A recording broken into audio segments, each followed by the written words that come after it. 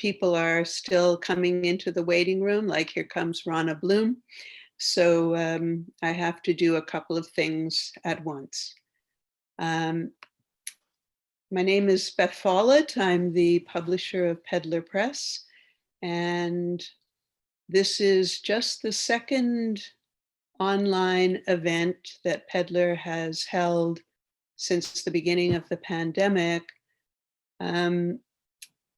Pedlar has been typically working in the sensuous, not the virtual world over its lifetime, but CATHY Stonehouse made me see the light that we can benefit greatly from being together as Pedlar authors and publisher, and we can have these events and they can feel quite nice. So we had a poetry event a couple of weeks ago and it felt fabulous. So here we are again.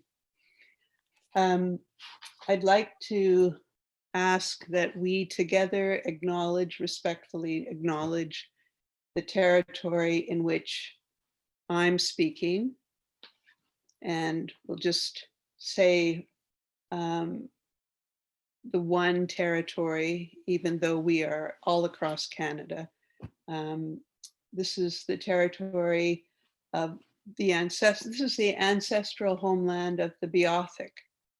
And the island of Newfoundland is the ancestral homelands of Micmac and Beothuk. I was going to read the entire lyrics of Buffy Sainte-Marie's "My Country, 'Tis of Thy People You're Dying," but I thought maybe that would start us off on the wrong foot. So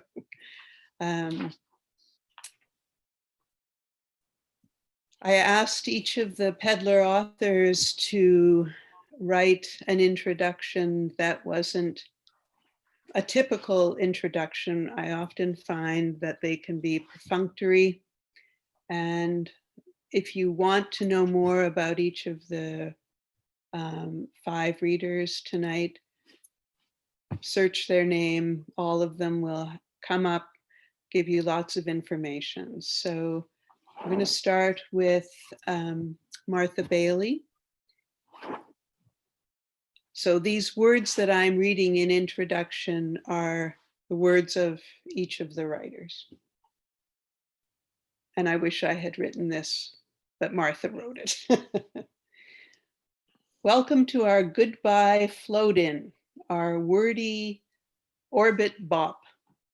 Glad you've brought your homes with you, celestial turtles. I see you glowing out there in rows.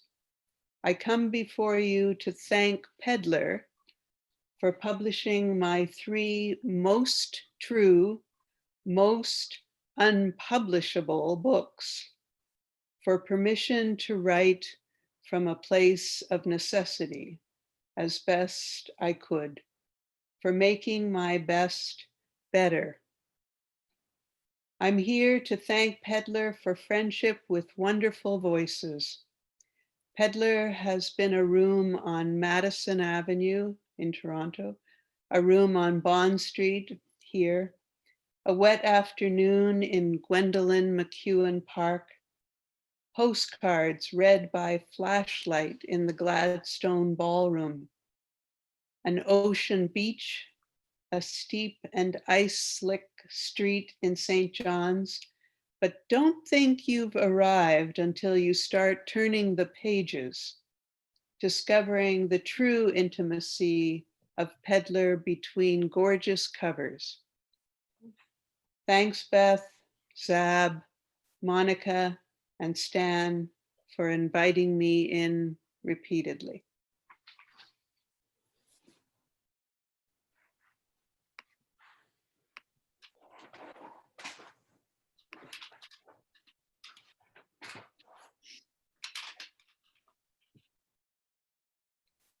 So go ahead, Martha. Hello, thank you, Beth, for that lovely introduction that I wrote. So I shouldn't call it lovely, but thank you for reading it in such a lovely way, as I knew you would. And thank you to everyone who's joined us and floated in. And thank you, Celestial Turtles. I'm going to read first from Sister Language, my most recent book with Pedlar, which is not only mine, but my sister Christina's. It was a collaborative work of call and response. Most of her writing in this book is poetry. So I decided that since today is a prose day, I'm going to read you one of the letters she wrote that is in this book. And then I will read you a passage from Heinrich Schlogel, another Pedlar book. And I have a perpetually runny nose, so forgive me if I have to interrupt to deal with that. As I will now. Okay, I'm going to act, write, as if I'm not a thought disordered schizophrenic. I'm going to type this single spaced because I'm almost out of paper. This is about what I'm up to.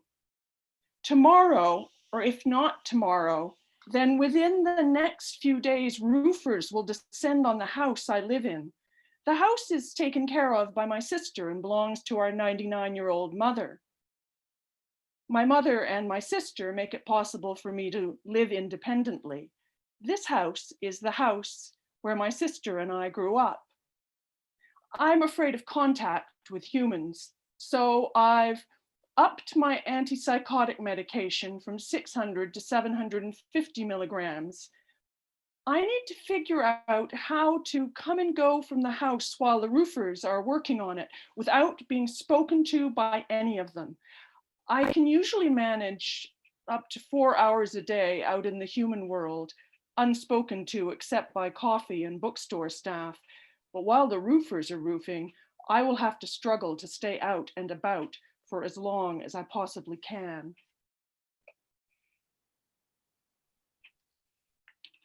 Today is the next day. It's around 8 a.m. and I'm as ready, unready for the roofers as I'll ever be. The extra meds are helping, plus waking surrounded by reds. Nothing like being one of an agglomeration of selves, another of whom makes what is necessary to the rest of us to keep us going.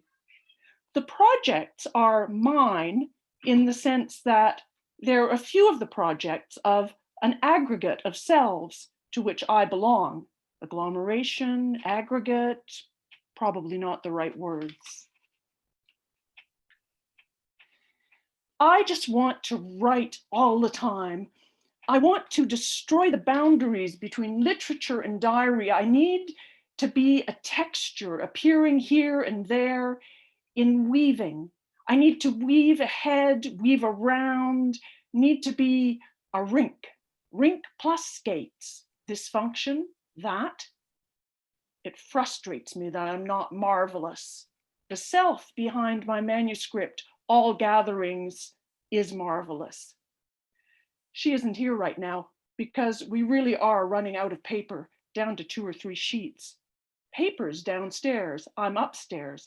So the self doing the writing needs to be one who slowly covers a whole page. In the manuscript All Gatherings, there are only a few lines per page. The lack of merit of the next sentence has been being debated for the last few minutes. Here it is. Writing is like bursting blisters on the sole of a foot. Pain, small, painful mess. Bandaging, walking. Since there's no readership, this is not a commodity. So say what you like. Bike, trike, a black bear on wheels. I have a robot. He's a bebot. His name is Rebar. He calms me by roaring, his wind-up key unwinding, roaring in my face, in my ears. I like to move him back and forth as he roars in the airspace around one ear. Then he's symphonic. He gets me back inside myself when I've been stolen away. I'm lying on my bed, have a slight headache. I noticed I just used a semicolon. So perhaps I'm the same self who's been writing this until today. Or perhaps I'm not her, but she's signaling her return. I'm holding my breath. I'm making my hands a boat's hull, mouth open, slack, breathing into its darkness, chapel, hot breath, leaking down around my chin.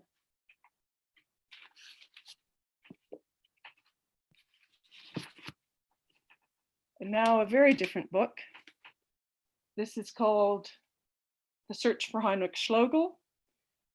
And I wrote this book, I started writing this book right about the time when my sister had cut off all communication with our family, which lasted about 2 years. And literally at the time I finished writing the book, when Heinrich disappears at the very end, we know not where, my sister re-entered our lives. So it has and the central character, one of the central characters in this, Inga, is very much inspired by my sister. And certainly the relationship between Heinrich and his sister is similar to ours, but I thought I'd gain new perspective by turning myself into a teenage German boy. So here is some of Heinrich. As a child, Heinrich feared his maternal grandfather. It was summer, and out the back door of his grandparents' house, Heinrich went. Someone had given him a pair of roller skates. Abrupt wooden stairs led down to the garden where a paved path waited for him. On the top step, he sat and began to attach his roller skates to his shoes. As he struggled with the stubby metal tongue that had to enter the tiny, uncompromising hole in the red leather strap, his grandfather's legs, or rather the sharp pleats that ran the length of his grandfather's trousers, appeared beside him. Wouldn't you do better to wait and strap those onto the bottom of your shoes at the bottom of the stairs? A voice inquired from above. The voice was not a voice he knew well. He visited his grandparents infrequently, and years later, he would forget entirely the sound of his grandfather's voice. The perfectly pressed pleats, however, and the impeccable shine of his grandfather's pointed shoes, these would resist time. They'd persist totemic, almost legible, the purveyors of Heinrich's inadequacy. He had not thought of descending the stairs before strapping on his roller skates. He did not belong among those who thought ahead. Throughout his youth, Heinrich's reasoning would undulate rather than slice or pierce, and quite often it would sink out of sight, submerged in murky emotion. It would sway back and forth, pulled by currents of anxiety. His second memory of his grandfather was of a hunched man in a wheelchair, engaged in the act of disappearing. It frightened Heinrich to have to stand and greet this figure, whose clothes fit well, but whose skin did not, and whose words fell sloppily from his mouth.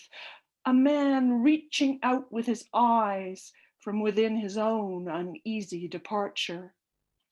You never knew him, said Heinrich's mother, Helene, years after her father's death, in a tone of mildly accusatory, mildly angry. Either she was angry at having lost her father or frustrated with Heinrich for having been born too late. Heinrich rarely knew for certain what his mother felt. My father was a man of great wit, she explained. He had style and demanded punctuality. If I lingered in bed, he came into my room in the morning, opened the curtains, threw open the window, and shook my feet. Helene stared down at her feet, and Heinrich stared at them also. Square, short-toed, they were the only visible part of her that was not beautiful. How did Heinrich feel about his mother's feet? I too am German, from Munich to be precise, but this gives me no special insight. I cannot know how he felt about his mother's feet. My search for Heinrich Schlogel began with a photograph. In the newspaper, suddenly there he was, A young man walking down University Avenue. He was in profile, and so I could not be sure of his expression. Determination mixed with confusion. I noted his vigorous stride. Two passers-by approaching from the left were turning to stare in his direction. If I succeed in finding Heinrich Schlogel, do I have the right to ask him any question I like? It's mostly through speculation that we exist for others and for ourselves. That he was being photographed disturbed him, I imagine. According to the newspapers, several people pulled out their iPhones to capture him. My tiny Schlogel archive is bursting. I am collecting as much evidence as possible. My search for the truth about Heinrich Schlogel is far from over. Thank you.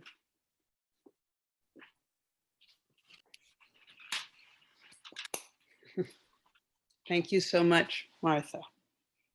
It's always a great privilege to hear you read from Heinrich Schlogel. Thank you, my pleasure. Our next reader is Sue Kroll. Sue lives in Edmonton, where she is a writer, poet, and an ESL teacher. Due to the pandemic, she has had to move to online classes, which is difficult for both students and Sue, but safer. Her first novel, Seeing Martin, released in September, took over 20 years to write and secure publication. I want to add my own small addition to Sue's introduction. Sue's first novel is Pedlar Prose's last title. Circumstances have demanded that she trust me to do my utmost to ensure as lively a run for her novel as any past Pedlar author would have received.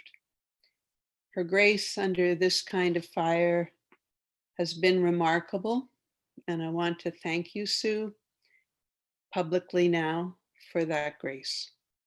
Sue Kroll. Thank you so much, Beth, and thank you, beautiful Pedlar Press, and also, of course, thanks to my editor, Monica. Yeah, I'm very honored to be part of Pedlar Press. I always admired the books, beautiful books. And so now I am a Pedlar author. So I'm very happy about that. And my book is Seeing Martin. This book is about three characters. Myra Samhain, who is an art student who is mourning her father's recent death, and Martin, her boyfriend, and also Martin's very famous photographer sister, Marie Claire Zorn. I'm going to read something from quite close to the beginning. One thing that Myra does is she goes to the art gallery to look at Francis Bacon paintings, his Screaming Popes, which seem to give her a kind of solace. Study after Velasquez's portrait of Pope Innocent X was huge. A man wearing white vestments as well as a purple mantle and cap was clutching the arms of an orange electric chair of a throne, light brown lines elongating the screaming white and purple face and surrounded the Pope like a curtain or cage. Myra could almost smell the oil paint through the glass where, in the strobe of orange and black and gray brush strokes radiating from the chair, was her own face reflected back at her. Myra was hit by a taxi on the way home. There had been wet snow the night before, and today the temperature hovered just above freezing, making a slushy mess of everything. Perhaps not so much hit as rammed, butted. She felt the cold shock of slush as she fell. The cab driver leapt out and cursed when he saw she wasn't hurt. Myra struggled to her feet, ignoring clutches of passers-by gawking from the sidewalk. She thought she heard someone laugh and froze for a second, disoriented, before she swept the dirty slush from the front of her coat, lowered her head, and started for home. She picked her way along sidewalks, ice cobbled under intermittent puddles, and wondered if she would find the exterminator at her apartment. There were bugs. Thousands, according to Mrs. Van Earl. Myra came into the building, dripping and still shaken, and made her way down the short flight of stairs to the L-shaped basement hallway. Mrs. Van Earl's face peeked from behind the chain. She jiggled and slid the lock from its groove. "We need to move all our furniture," she told Myra. "Tables, beds, everything. We need to be ready for the bug man." She was inching into the hallway, rubbing her hands together. Mrs. Van Earl was almost entirely gone to bone. Myra suspected she often went hungry. Sometimes she'd split a loaf of bread with her or bring over some no-name soup or a bag of reduced fruit and tell her she had picked up too many groceries. Sometimes Myra just left a tin of this or that in the hallway in front of Mrs. Van Earl's door, and neither said anything about it. Myra longed to draw her. She imagined her jutting hips and sloped back, the brittle cage of her ribs. She wanted to draw her without the cheap pink sweater and rust-colored polyester pants. Mrs. Van Earl revealed, "I need to dry off." The old woman stepped back. "What happened?" "I fell. I need to change my clothes." Yes, of course," Mrs. Van Earl said in her sing-song voice, a vague look coming into her face. There was a distant crash. They looked to the end of the hall, where it turned the corner and seemed to dip even lower to the newlyweds' tiny closet of an apartment. Mrs. Van Earl called them the newlyweds. Myra doubted they were newly married or even married at all. The newlyweds were rarely seen and typically heard only during their 3 a.m. brawls. Myra looked back to Mrs. Van Earl. "You go inside. I'll help you with your furniture later."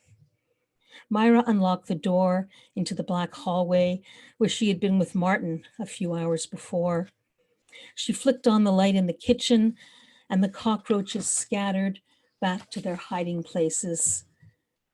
In art, insects were signs of filth, manifestations of evil. Even minor demons had legions of creeping vermin at their cloven feet, swarms of flies forming circlets above their heads. Myra had been sketching her own infestation for months. She had tacked dozens of ink drawings of roaches over the sink. Now there were ants. A string of ants marching straight up the side of the kitchen cupboard, along the green arborite counter to the pumpkin pie she'd made a week ago, hadn't been able to eat. She had thought Martin might be interested in pie. Instead, he'd grabbed at her coat as she struggled to get her boots off. He pushed her back onto the table, bit her neck. She wrapped her legs around him, flung out her arm, knocking a salt shaker to the carpet with a dull thud. Then Myra was lost, out of her own head for a while. The pie had been sitting on the kitchen counter ever since. Each ant in the line dipped out of sight into the crust, only to surface on the other side in a frenzied tangle of other ants. She could trace a line from the pie, along the counter, down the face of the cupboard, across the gritty linoleum floor, and into a tiny diamond-shaped hole in the wall.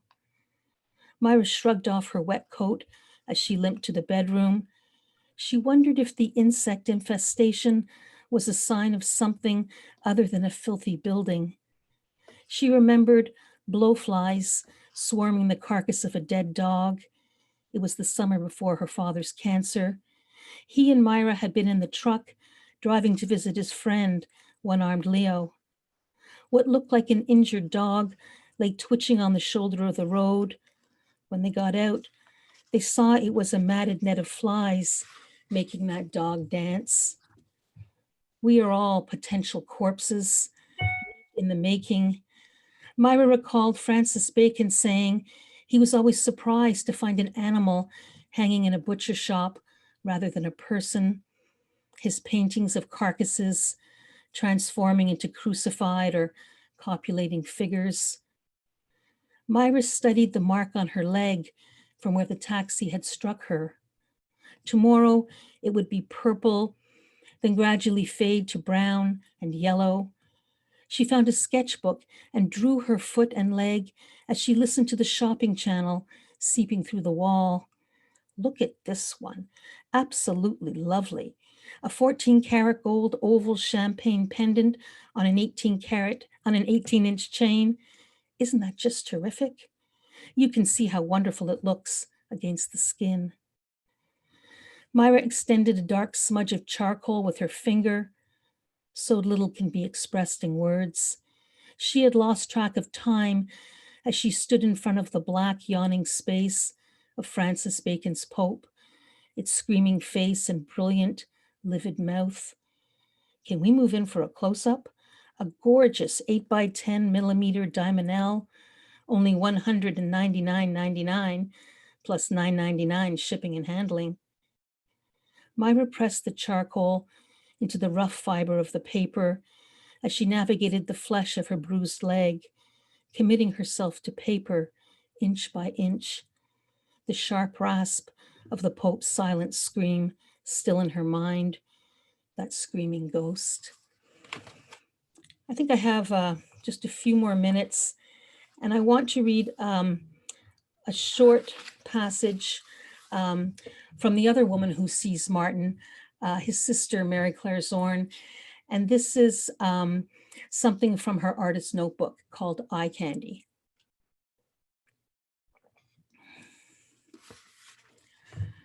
From the beginning, it was just me and whoever I craved inside my viewfinder. Sometimes I was on foot and sometimes in a taxi.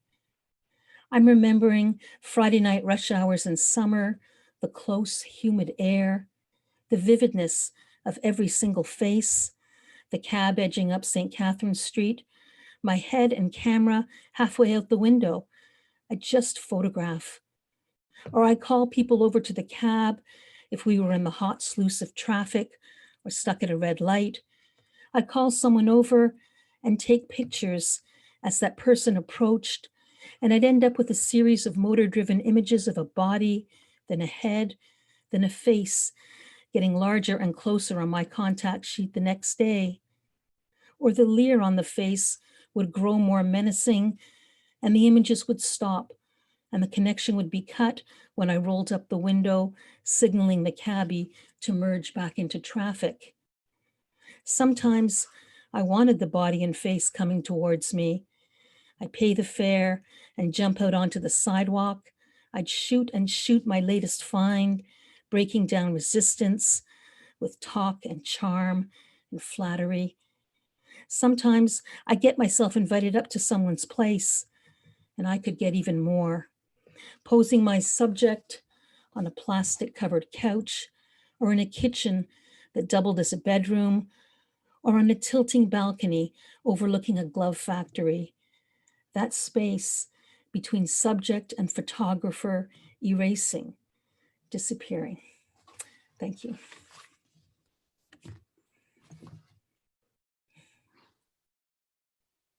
Thanks so much, Sue.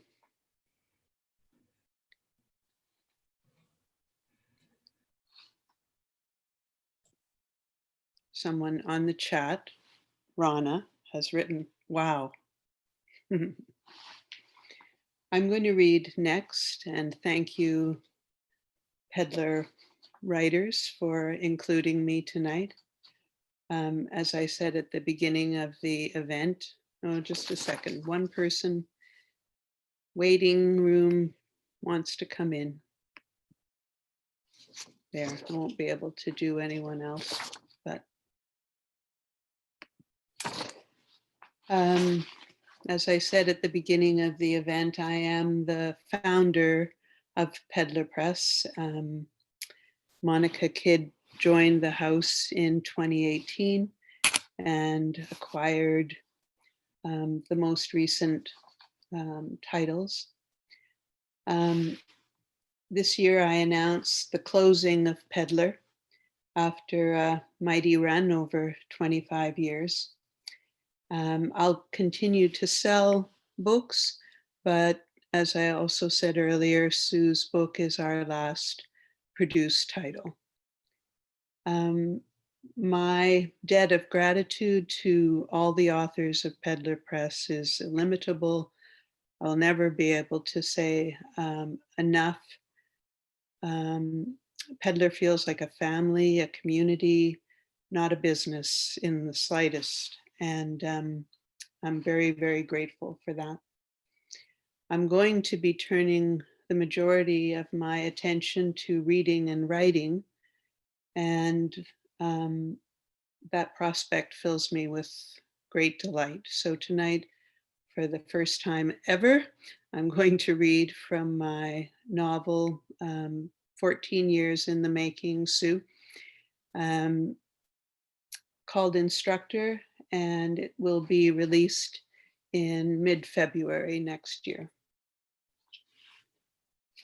I'll read from the beginning, and it needs no more than that. This is one of two epigraphs from Virginia Woolf's The Waves. I wish once in a while to exercise my prerogative, not always to act, but to explore, to hear vague ancestral sounds of boughs creaking, of mammoths, to indulge impossible desires, to embrace the whole world with the arms of understanding, impossible to those who act. Part 1, 1988.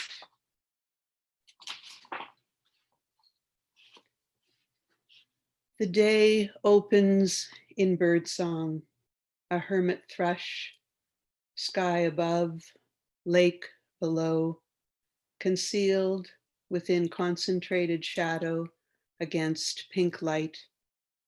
Dawn chorus, are you there? Are you there? Somewhere a light goes out. In the hour between wolf and dog, when a line of black thread held up to the horizon will distinguish itself to the human eye, Edessa Bloom's husband, an experienced pilot, away in the North Country on a fishing trip, plummets into a lake called Baptiste. The search and rescue captain, a lake resident, takes it upon himself to drive alone to Toronto. There, standing uninvited in her vestibule alongside the police officer charged with unpleasant duty, he explains in what manner Edessa's husband and friends died. Is there someone you could call to be with you? The men ask. And yes, she says, there is, but no, never. She closes the door without another word. Her mother Rose, how she wails and shouts and tears her clothes when bad news arrives, when any new horror falls. How Rose and her father Sam will wail, forced to do the one thing they cannot easily or with pleasure do: wait. In their Swiss German tongue, there is a phrase for a wordless thought that arrives in one's mind, a sudden flare, an impulse not yet formed. One would say of this flare, There is a bird in it. The bird comes to her. Go. She moves quickly, involuntarily. She assembles things one needs for a brief stay at a summer lake. Cottons, linens, black lingerie, a sweater, folds these into a black leather suitcase. On the drive north, thought does not exist. When a thought presses in, she refuses it, though how she does so, she cannot say. The atmosphere in the car is the pressure of resistance in June sun.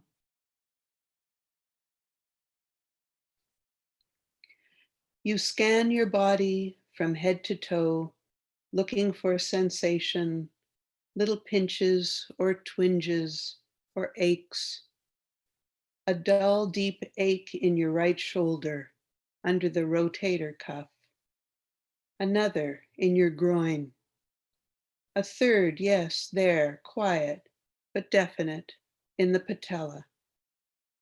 To scan is your practice, a devoted daily observation. The day opens in birdsong. The years of your youth, years when you grappled with questions relational in nature, we who live next to this beautiful and venerable body of water, what is against us? What for or against the lake? Those years are gone. So much in youth goes unthought, so much goes unsaid, so much longing can break the mind in two. Some mornings you weep for your unlived life. Your dedication to the lake, to lakeside stillness and contemplation, to listening, your disinclination to adopt the traditions and tastes of others, your interest in inner life have earned you rude names over the years, though name calling matters very little now. You know how odd you are.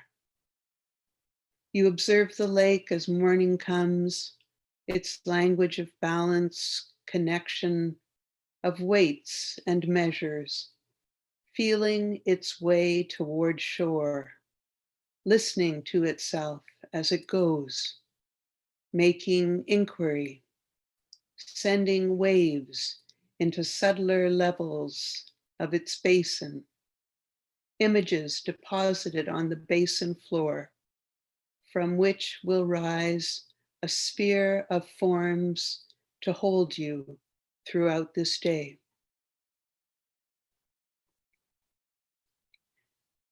Roger Campsell was an astonishingly handsome man.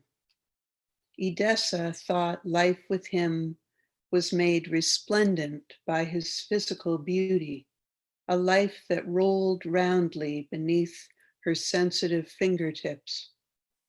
His steady voice, the surprising goad of it. His body lies at a funeral home 3 hours north of Toronto. In the car bound for the north, where thought does not exist, where there could be no thought of hip bones or of skin gone moist, supple, arousal in and beneath her hands, eyes opened and closed while small bubbles of harmonized sound escape slack lips. Small sound, rolling sinew, bodies naked and swollen in clean white sheets. Between brief slant light, no thought streams north to the town of Bancroft. She drives fast, at reckless speed. You're driving too fast. You're cutting too close. Stop honking. Roger, fastidious driver, safety-conscious pilot. One time, after one of her wild escapades, he asked for her wallet, removed her driver's license, tore it into pieces, set these alight in a glass bowl. That will slow you down, my friend. But it hasn't. No, nothing has slowed.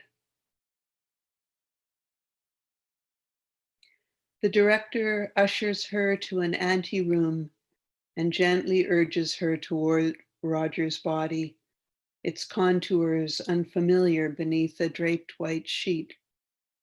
She turns away, retching. After a while, she recovers, then nods to the director, who lifts the sheet. When Edessa is 16 years old, a beloved friend is lost in a head-on collision. One driver fell asleep at the wheel. His vehicle sped across the median into space already occupied. In a just chanced turn of the head, words of comfort to the agitated Siberian husky whining in the back, now washed in blood, then again in a spray of lapis blue paint from blasted cans. The husky works her way out of the wreckage to stand obediently, unobserved, at the side of the road, blue tail beating dry earth. First responders arrive in emergency vehicles, step around and again around the wreck, begin work to remove the trapped body inside. For 2 hours, the dog stands in cascading shadow. When at last the fire chief notices her, tries to coax her into his vehicle, she will not be moved.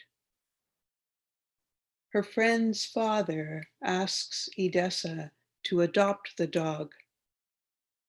I've never cared for an animal. I don't know how. Good food and water, exercise. She holds the father's gaze while the husky, now shorn of blue fur, naked, vulnerable, lies at their feet, beating her tail against the step. The strike to the throat, so much that can't be felt. If the idea is to treat her like she's human, she says at last, I shouldn't be the one entrusted. Thank you.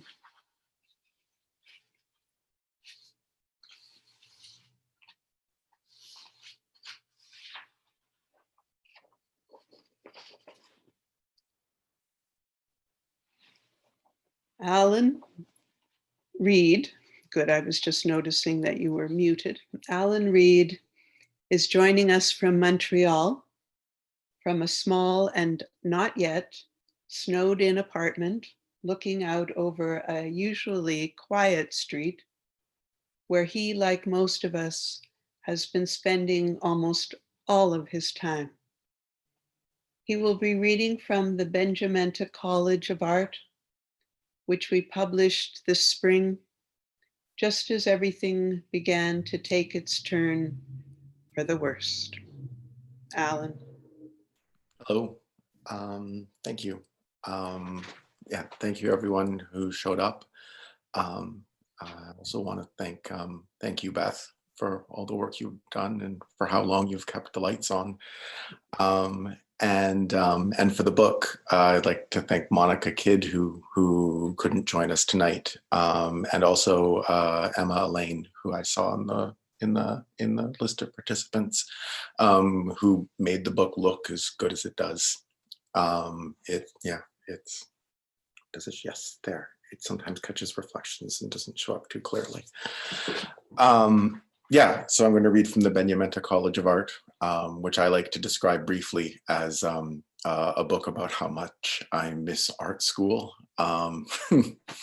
It's the story of a boy who's left home for the first time to attend the Benjamenta College of Art.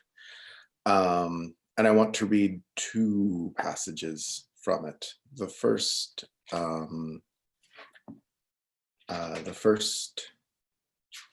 is a lesson on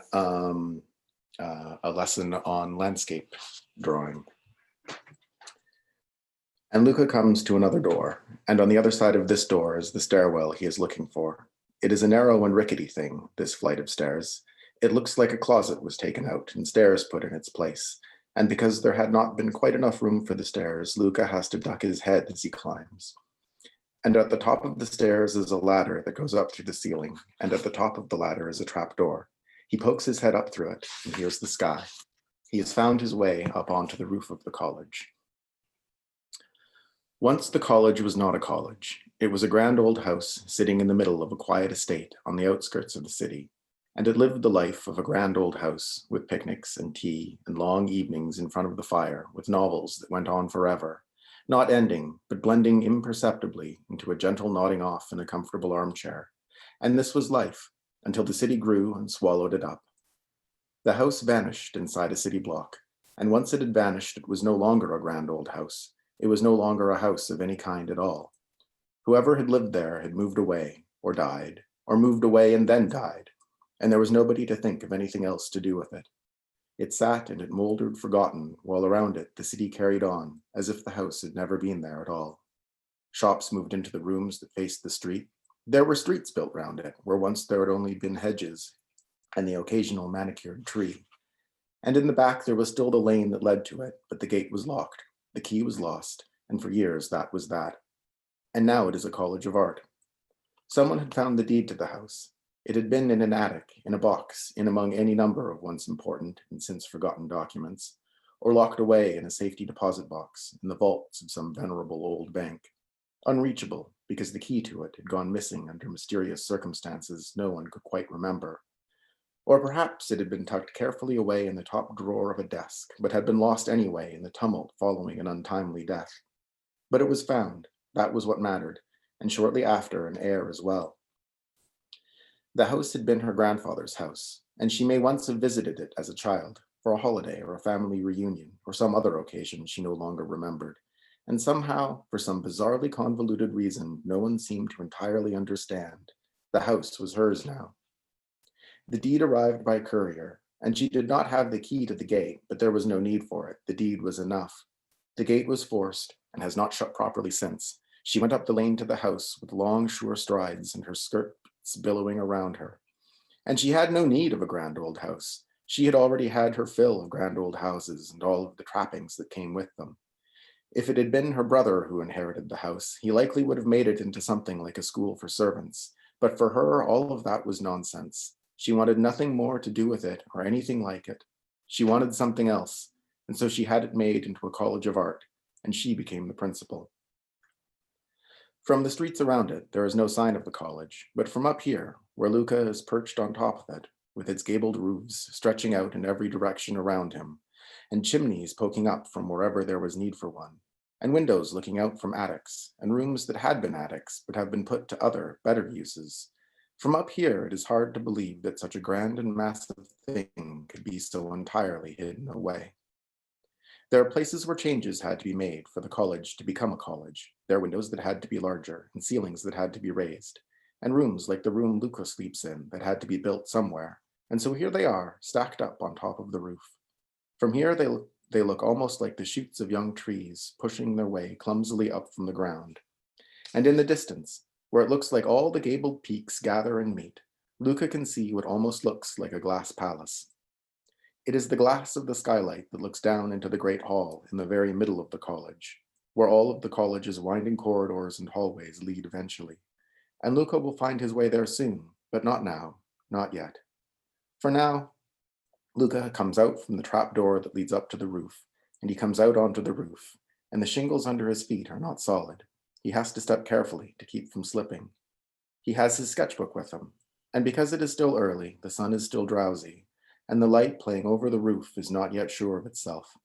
It floats tentatively, and there are pockets of shadows here and there, left untouched, and Luca finds a place to sit. He opens his sketchbook and he starts to draw. It is an assignment all new students do. They come up here, they perch somewhere in among all the peaks of the roof, and they draw what they see. It is to practice drawing landscapes. Luca thought he would be drawing rolling hills and trees against the blue of the sky, but of course not. That is not what the landscape is here. What he draws is the lines of the roof reaching away from him, and the neat rows of shingles, and beyond them the city, and how the city runs up against the college, and how there is no sense to how it does, or at least no sense that he can see. No two buildings look like they should have been built next to one another, and yet somehow they were, and everything crowds up against everything else. The buildings do not mean to. It is just that there is not enough room to do anything else, and so that is what they do. From the street, it is just too bewildering for Luca to make any sense of it. It is too unlike anywhere he has ever been before, but from up here it is different. He thinks he can see how it happens, how everything does what it does, and how it somehow ends up fitting together. And he tries to draw that, but it does not quite work out. If he looks closely enough to make sense of this part of it over here, where the stairs down to the subway come up through the sidewalk and people come up and go down, then another bit of it slips away from him over there, and then everything falls apart again. So instead of trying to draw everything, he draws the point where two wings of the grand old house come together, where the peaks of the two roofs meet.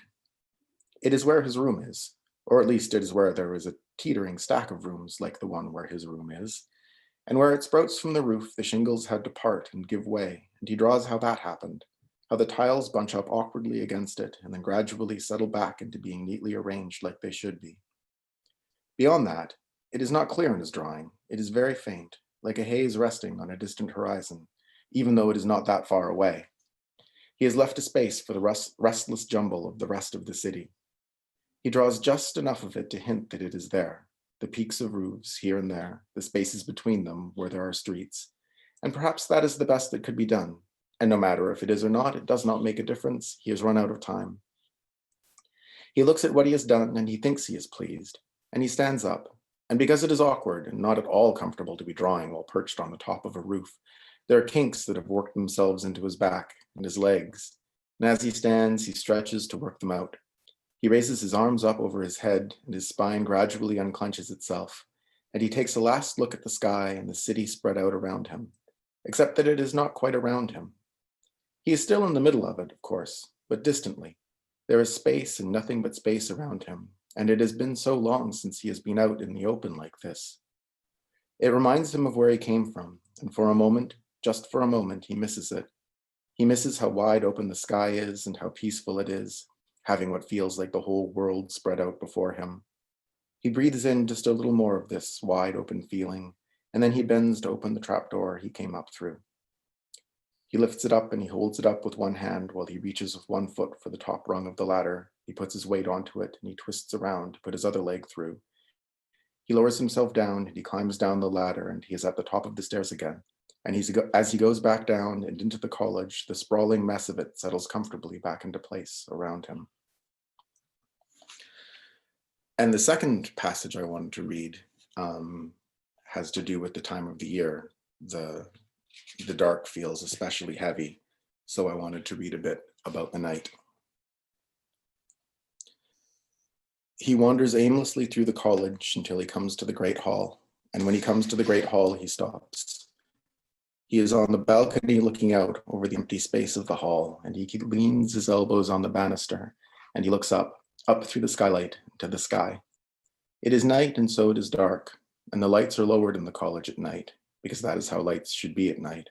They are only enough to almost see by, and the lights from the city are aglow framing the glass, and the stars are dim, and he still wishes he could see them properly, like he could before he came here. He wonders when he will see those other stars again, and he knows it will not be soon, and so he looks up at this sky instead, and he misses the other stars and the vastness of their sky, how everything was clear and simple, and everything had its place under the wide open expanse of it. It is just something he remembers now, and he is not even sure anymore he is remembering it properly, and he is trying to make do without, and maybe he is close to making it work, but right now it does not feel like it, and so, out of habit, he looks up to these stars for what comfort they can offer. The college is quiet around him. Anyone who is still up and doing things is doing them quietly, carefully, from a kind of respect for the night and how a night should be. Below Luca, people pass through the great hall, and it is like none of them are really people. They are all like ghosts or shapes sliding through the dim. And Luca is just one of them. He could be anyone standing here and looking up at the sky, and it is a relief. It is a relief to have stepped away from every little thing that is happening, and to just look up at the stars and not have to be anything else. And when he has had his fill of it, and he is ready to leave, when he is ready to step back into life, he turns away. Thank you.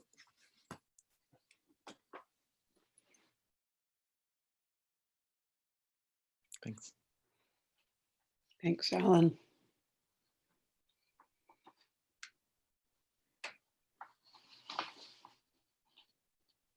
I think there are a lot of people here tonight who have been to art college.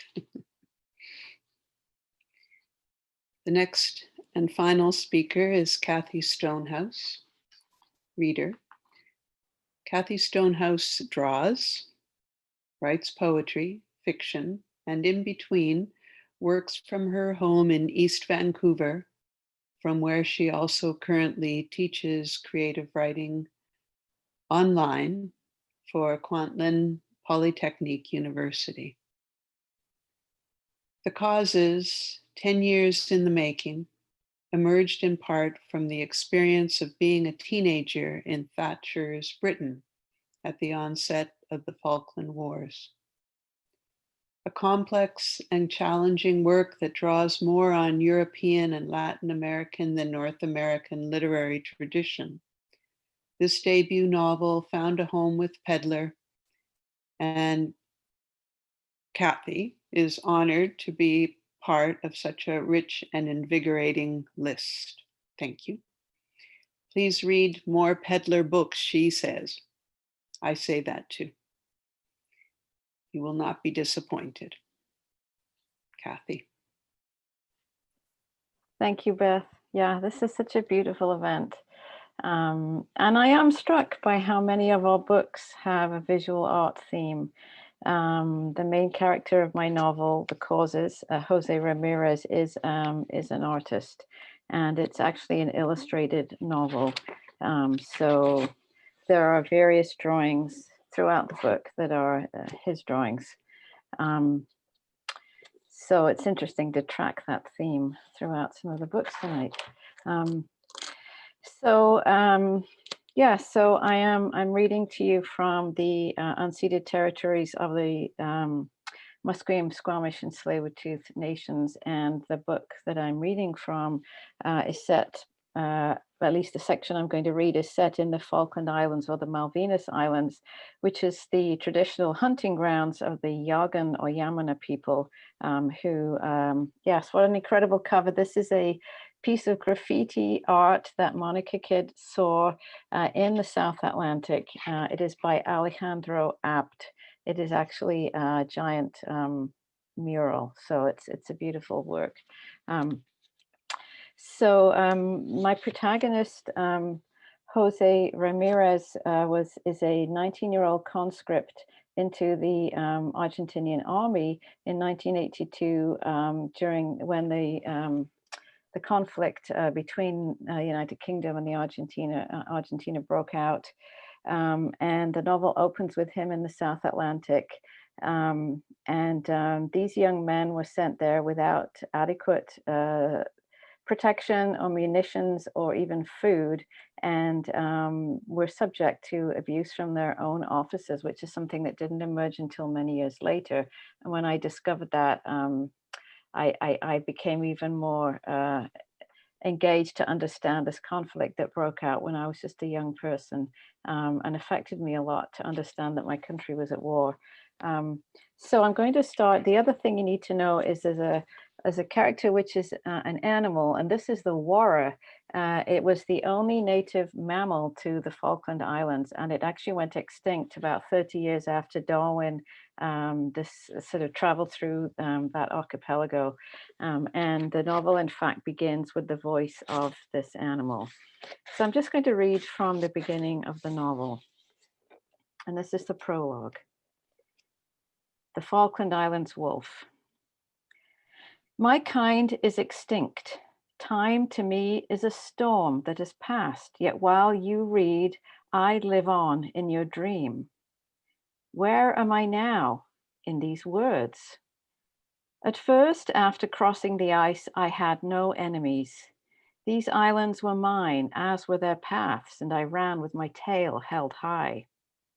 When the first men came, their fires kept me circling, and when the men in ships arrived, their fires sent me running.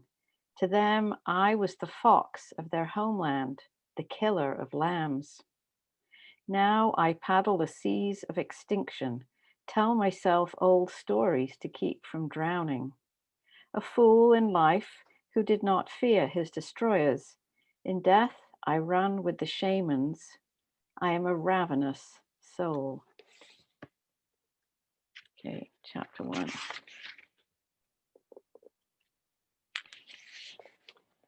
Jose Ramirez tastes blood. The remains of 2 teeth snapped from his jaw when Corporal Vargas punched him.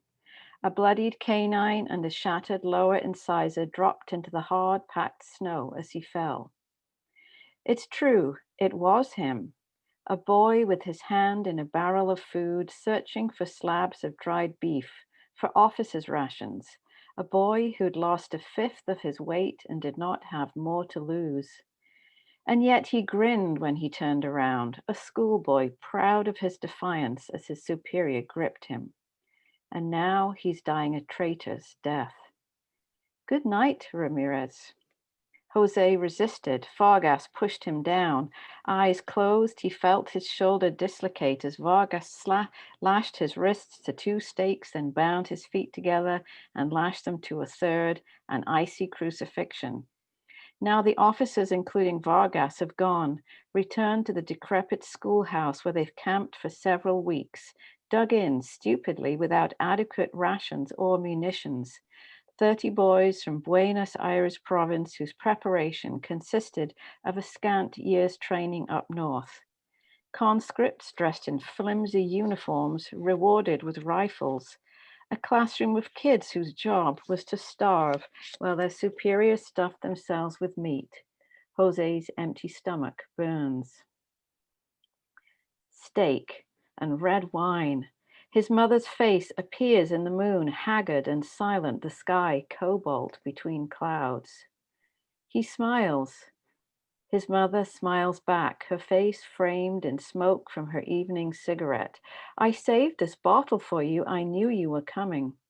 His mother's yellow radio is on and the stars pulsate with old-fashioned dance music. Jose watches himself dance a few steps. His mother blushes. You, she says, you're just like your father. His mind peels away, floats high to observe himself, staked out on the snow, face up, an inert Y in helmet and boots, extremities freezing, nerves seared by shooting pains. He can feel, but does not attribute to the torture. This pain is different. It's a shimmering, a crisis. Who am I? He is not his body, neither is he his weapon or his uniform. From where he hovers, his mortal form is a different country. He rises up and away as his mother taps her fingers on the table. Relax, my dear, take your time. The salt and pepper shakers clacking together as he puts them down and lifts the fork to his mouth. The steak she has served him is delicious. He's young again, newly conscripted, his future uncertain. His mother listens intently. He can hear her breathing down night's black telephone receiver. It slips out of his hands. He retrieves it, but she is gone, tucked back inside his helmet like a curl. He looks down. The wind is a part of this country, as is the moon, the cold, and the ocean. The land, a folded explosion, a series of random splashes, countless little islands, their edges negotiated, revealed, and obscured by the tides. Ice water welling up and mingling with warmer currents to give rise to algal blooms that feed legions of seabirds and mammals. You must run, says his mother. Run away. They will take you like they did your father. The stake has gone cold. They are coming for him, and he cannot hide. He's a student enrolled at the university, and it is his class that will go to war. His papers come and he does what they ask. Winning this war is his chance, they say, to be a hero. His mother will have gone to bed. His civilian friends, those who are left, will be leaving the bars, and there'll be a cool breeze along the avenues, the whisper of approaching winter, which freezes grapes in Mendoza and broadens the white caps of the mountains around Bariloche. In their colegiales apartment, his father's books will still be on bookshelves, arranged according to his idiosyncratic system that is neither alphabetic nor thematic. His father's ancient Iliad, a faded blue hardcover with crimson end papers, stuffed with handwritten pages of his own Spanish and Italian translations, and so fell Patroclus like a wild boar killed by a lion when both are angry and parched by thirst. Skipping a little section here. It has been a few hours now, and Jose is drifting, watching as the moon brightens. He notices a shadow beside him, a darkness that reveals itself to be a man. The man has thick black hair and wears an animal skin draped around his shoulders. Behind the man is a wolf with a ruddy coat and a dark tail tipped with white. It seems to belong to the man, running in wide circles around him. The man takes a step, and Jose notices he is barefoot. He's also covered in grease, yellow fat smeared across his torso. He's young, perhaps 25, his face scarred. Clouds blow in. Amber and crimson explosions light up the horizon, jagged mountaintops illuminated against the stars. Jose does not care. He's left his body, and from where he hovers, he can see he's barely breathing. White lips that belong to Private Jose Ramirez, beaten badly with the butt of a rifle to be made an example of. Private Ramirez on the brink of death. The animal sniffs. The stranger kneels down, pokes Jose, tugs at his uniform, runs his fingers around the cords that bind Jose's wrists and ankles, reaches inside his tunic and pulls out a knife, a shell blade lashed to a wooden handle, and slowly saws at the ropes until they begin to fray. The man's breath is warm. Jose looks into his brown eyes. The man saws patiently back and forth. The animal pokes its nose in Jose's face, licks him, then barks, and the man reaches over and clenches its muzzle. Its eyes are yellow and widely set, and two long teeth show between its jaws. It growls. The man stands up. His legs are strong, his feet calloused. He looks down at Ramirez, then squats and places his hand in front of Ramirez's mouth, checking for breath.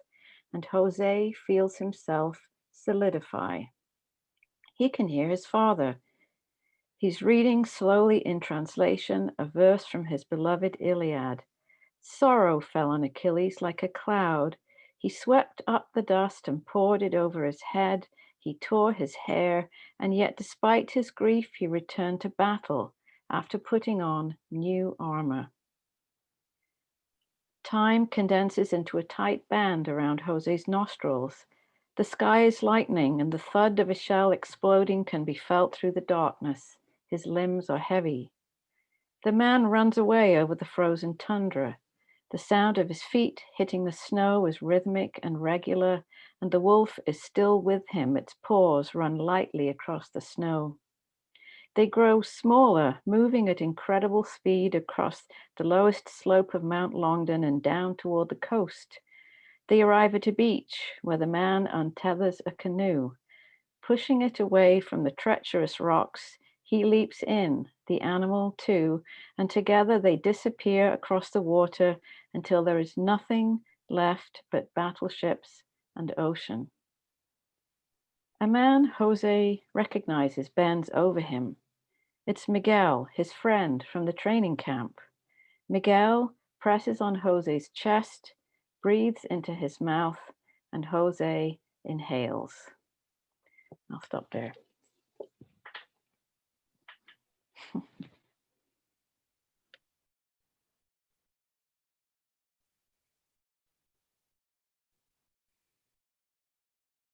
I'm watching the chat.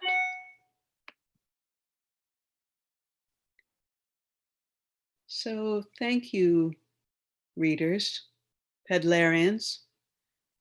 And there's one now. There's other Pedlarians in the crowd. Thank you for coming. We have some time, and I don't think this necessarily has to be MLA, but if somebody wants to unmute and make a comment, that would be great. Or ask a question.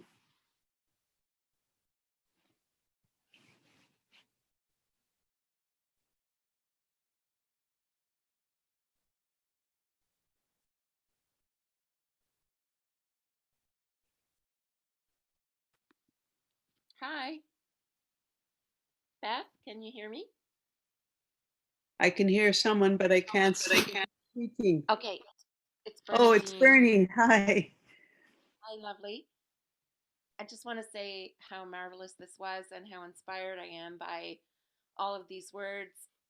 Can you guys hear me okay? Mhm.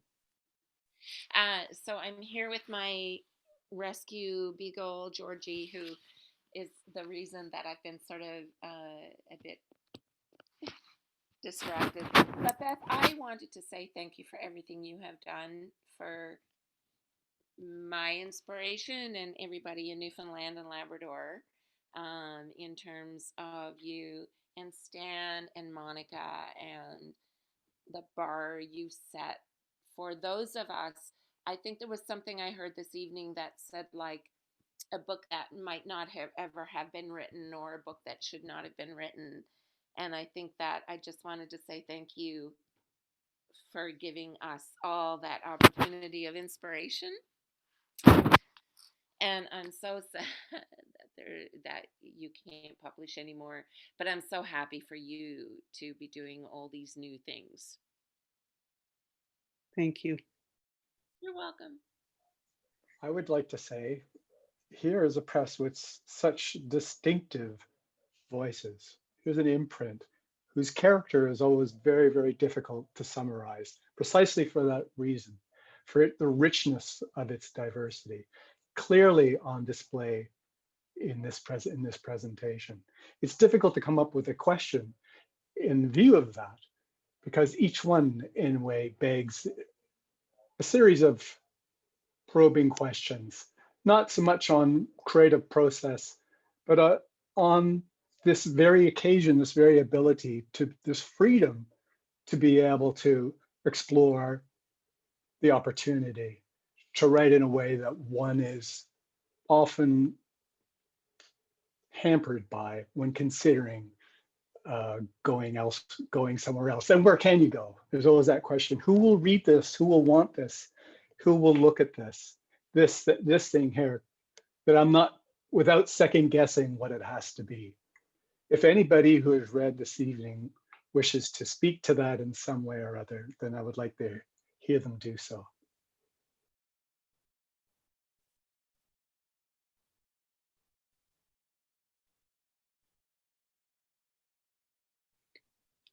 I guess I'll just say thank you for that comment. And I do agree that I feel that Pedlar has provided a space for voices and style and theme and approach that I don't see, that has been a unique and very nurturing place for certain kinds of writing. And I just feel very grateful to have been able to be part of that. And I I'm sure that that space will be somewhere else, but it's never going to be exactly the space that Beth has held. And so I do feel sad for that, but I also feel I'm excited for Beth's new creative journey, which is so inspiring. And yeah, but I think that the transition of when a press, I wish there was better process in Canada to acknowledge the richness of this kind of legacy and find a way to continue it, because it's really invaluable. Yeah, that's all I'm going to say. You know, when I started Pedlar, I was 39 years old, and I had never once wanted to be a publisher. I had never imagined it. It came out of necessity, really.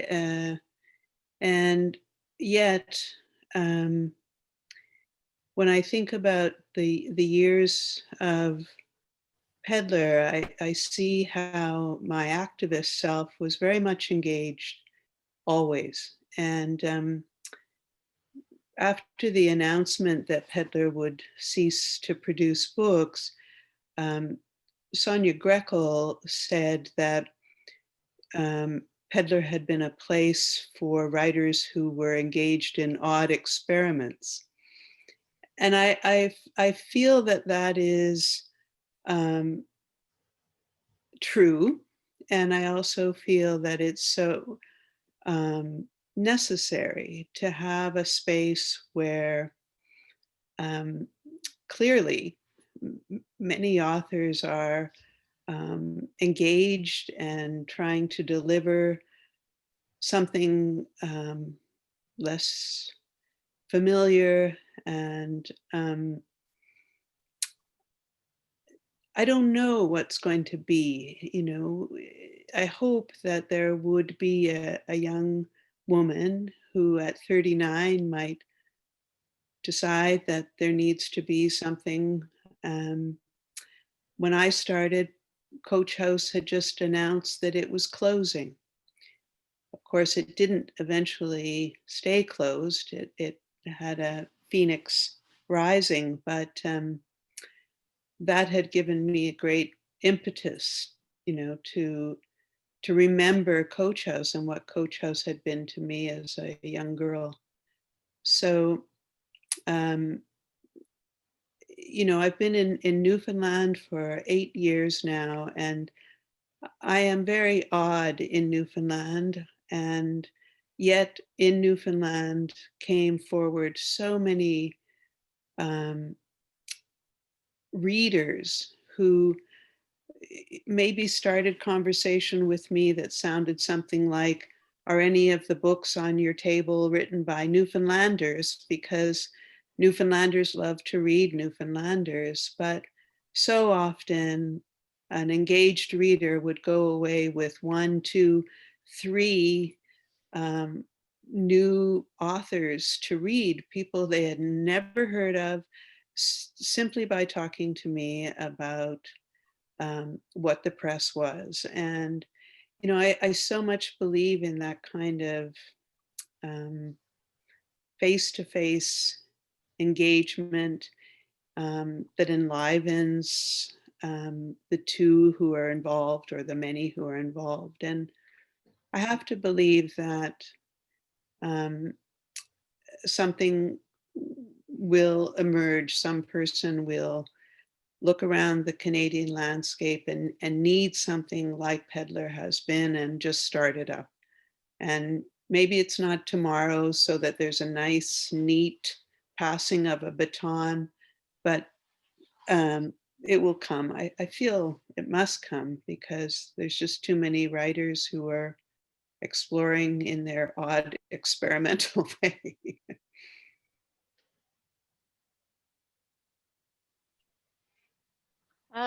I would I'd like add to, also, Beth. I just wanted to say that I have really enjoyed this session and all the readings. So I'd like to thank all the authors. I'd love to read all those books. Well, some I have read actually, Martha's books. And thank you, Beth, for keeping Pedlar going all these years and for publishing all these amazing books. And I wish you the best with your book that's coming out in February. And I'm wondering who you're publishing it with.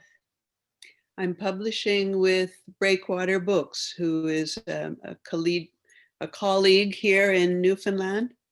And I had the great fortune of just saying to her, I finished my novel, and she stopped on a dime and said, well, I seriously hope you will submit it to us. So that was very nice. Wonderful. The books are still available from me and on the website. And so, you know, any of the books that you heard from tonight, they're available. I like, write to me, I can give you more information. You can ask your local independent bookseller to get one for you. Get all of them for you. Can I say something here? Yes, Ronna Bloom. First of all, it was completely awesome. There's not a word I use a lot, but you know, really it just was, and so varied. I want to either quibble with or elaborate on Sonia's comment, and I do love Sonia, so I think that would be fine. I hope that that authors are engaged in odd experiments, because I think there are other presses in which you could say that their authors are engaged in odd experiments, but Pedlar Press does something much bigger than that. It includes that, but it's also risk, it's also humanity, it's also like a fierce, I don't know what word, I don't want to call it intelligence or cerebral, it's a fierce something, focus. It's so much heart, it's so much heart, it's so much heart, that it's like a creature that I don't know what it is, but I get the sense that it's like maybe like CATHY's wolf that goes extinct and somehow comes back in another form and will be with us. So I'm so grateful for the creation of this wild beast. But this wild beast has many, many heads. You know, I mean, Pedlar is all the authors together. It's been very clear to me that it's not, you know, I'm the focus point, but I don't do it all. That's very, very certain. And oh yes, that I think is the heart that, go ahead, Martha. I was just going to add, when you say all the authors, one of the other astonishing qualities of Pedlar is that there's truly no hierarchy. When you're in Pedlar, you really feel that your book is taken on because Beth loves it. Then she's going to be really cruel and find exactly those sentences that you worked on the hardest, that you never want to revisit again, and say, right here is where you need to put your attention. And then when you emerge from that, your book goes out into the world, and you know that it doesn't matter how it's received, Beth's sentiments and her faith in it will be unaltered. And in other presses, I haven't always felt quite that same confidence that how a book is received in the world won't affect how it's seen by the press. And that's an astonishing gift. And I believe, I haven't been in the skin of all your authors, but I suspect that we all feel that same unequivocal love for our work coming from our publisher, which is an amazing gift. It's going to be hard to find anywhere else. And I agree with what Rona said. It's not only that attention to prose and the intelligence of the work, but it is the heart. It's that combination of the two that is very much a mark of Pedlar. And I could certainly hear that in all the work that was read tonight. And I had the same strange thought, Rona, the fox, that wonderful fox, CATHY.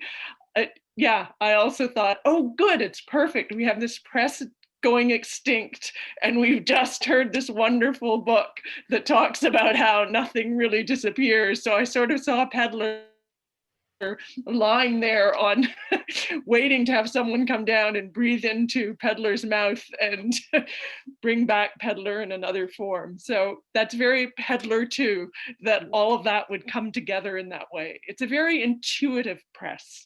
And Beth is an extraordinarily intuitive editor. And I think it's no surprise that visual art runs through all these books, because the books are gorgeous. And so it perhaps also attracts authors to whom the visual is very important. So again, it's unique.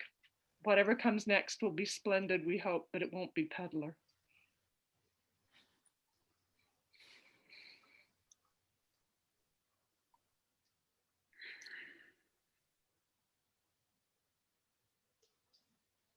Sometimes when I stand at markets and see the books laid out in front of me, I think my heart is just going to explode with the joy that I feel for the list. And, you know, it's a complicated world, so I can get caught up in the numbers game. I can get caught up in that success formula, but it is true what Martha says. You know, I would never acquire a work that I didn't love and that I didn't think had was a gift into Canadian culture. And I stand behind them 180%. You know, I love the works that are the list, and I always want to somehow read them all out loud to Canada, you know, but we know the forces that we're always arguing with, and they're big forces. They're difficult forces. So something like this tonight, where there are 50 of us together, and to me, that is divine.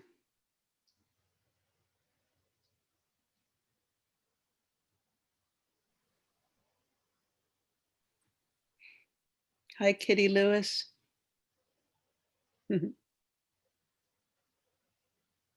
Hello. Are you going to say something, Stan? Can you hear me? Yeah. Well, I'm a Pedlar author, or I was, and I'm the spouse as well. So I'm the authority here.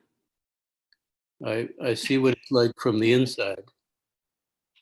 All of the different kinds of attention that Beth has paid to your books and my books. I heard her say earlier that it's not a business, but she runs it like a business because she can do both that side and the creative side. So I'd just like to say that I'm feeling bereft at this point, and also full of admiration for Beth's now extending writing career. That novel you heard her read from is a wonderful piece of work. Go out and get it. Thank you, Beth. Thank you, spouse.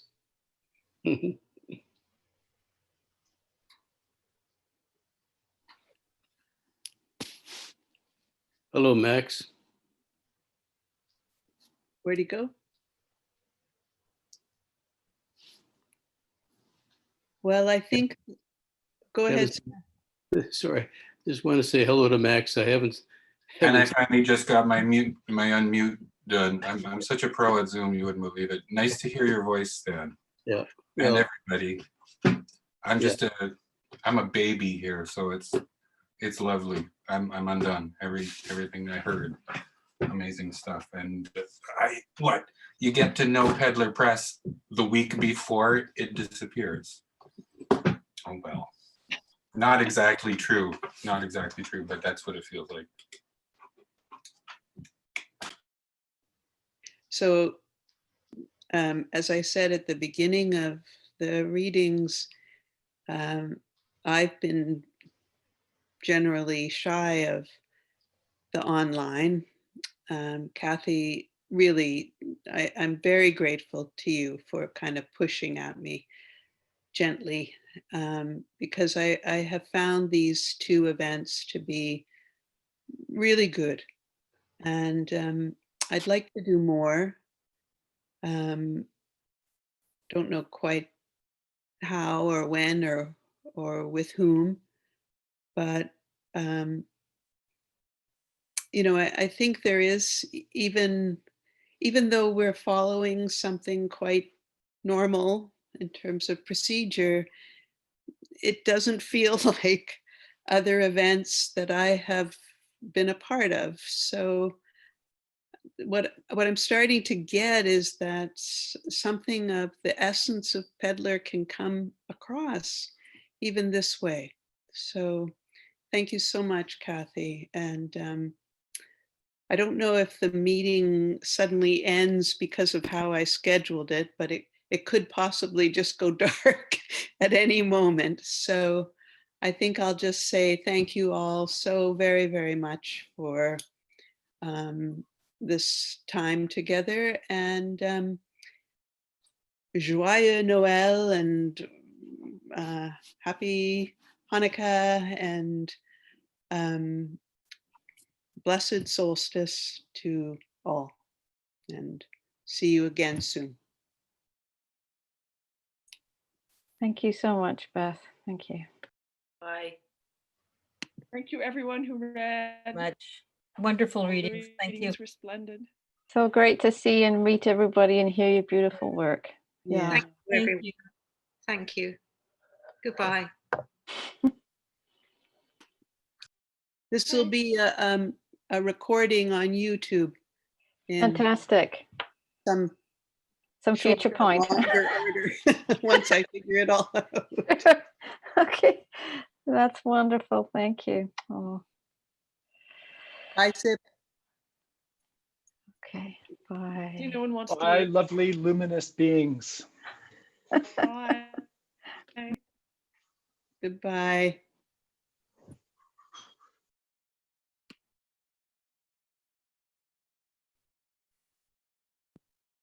Mwah.